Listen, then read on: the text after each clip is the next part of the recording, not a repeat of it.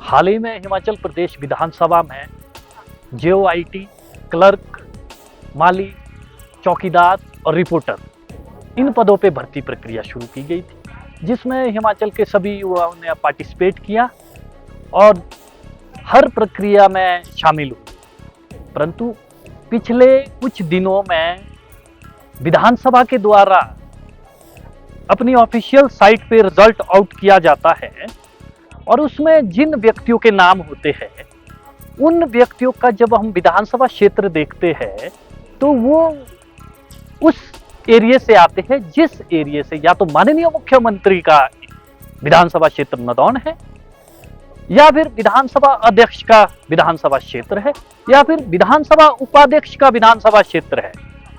तो हमारा शक इस तरह जो रिजल्ट में नाम दिए गए उस प्रति विधानसभा में हो रही धांधली की ओर चलता है।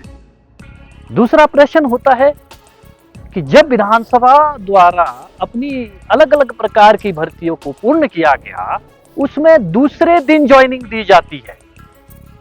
यानी हिमाचल प्रदेश में आप देख सकते हैं पब्लिक सर्विस कमीशन से पीजीटी के पद एडवर्टाइज होते हैं, भर्ती प्रक्रिया पूरी होती है, 8 महीने से लोग इंतजार कर रहे हैं ज्वाइनिंग की। परंतु हिमाचल प्रदेश विधानसभा को ऐसी क्या आग लगी कि दूसरे दिन ज्वाइनिंग देनी पड़ रही है। कहने का तात्पर्य ये है कि विधानसभा जहां घोटाला होता है, बोलते हैं चोर की दाढ़ी में तिनका।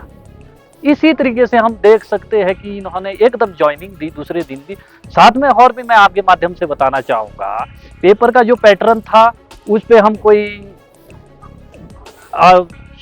शक दायर कर सकते हैं, परंतु अभी तक किसी भी रूप से हमारे पास इलीगल एक्टिविटी नहीं है। परंतु एक इलीगल एक्टिविटी उनकी जरूर सामने आई है। जो पेपर में आंसर की जारी की जाती है, यानी क्लर्क का पेपर, जेओआईटी का पेपर, चौकीदार का पेपर, वो अलग अलग दिन में होते हैं। और जब इन पेपरों की फाइनल आंसर की ऑफिशियल वेबसाइट ऑफ विधानसभा में डाली जाती है, तो जो पैटर्न है, अगर क्वेश्चन ए का बी है जेओआईटी का, तो क्वेश्चन बी का ए ही क्लर्क में भी होगा।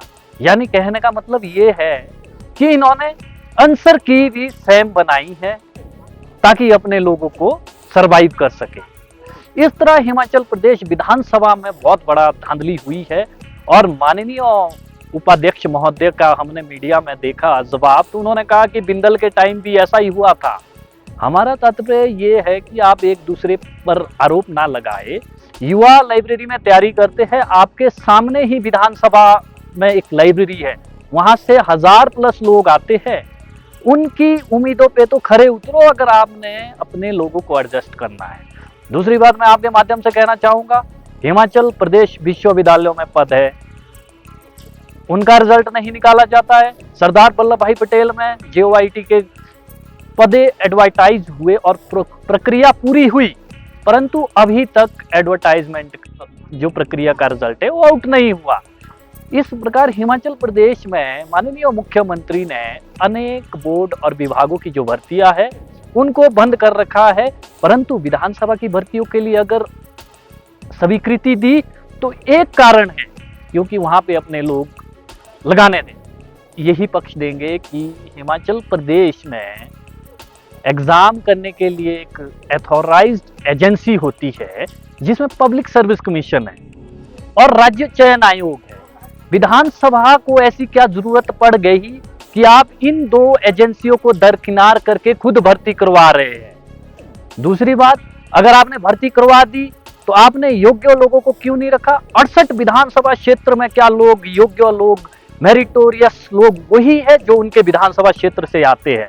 68 विधानसभा के लोगों ने फॉर्म भरे और उसमें पार्टिसिपेट किया, परंतु जो रिजल्ट में नाम आते हैं वो सिर्फ शक के दायरे में आते हैं। तीसरी बात मैंने आपको बताई कि हम माननीय न्यायपालिका में जो इनके द्वारा आंसर की जारी की गई थी उसको भी हम दिखाएंगे न्यायपालिका में। देखिए कि एक ही पेपर के लिए यानी 6 पेपर के लिए एक आंसर की जारी कर दी है। पेपर अलग अलग दिन होते हैं और आंसर की एक ही जारी की कर दी है। आप देख रहे हैं हिमाचल न्यूज़।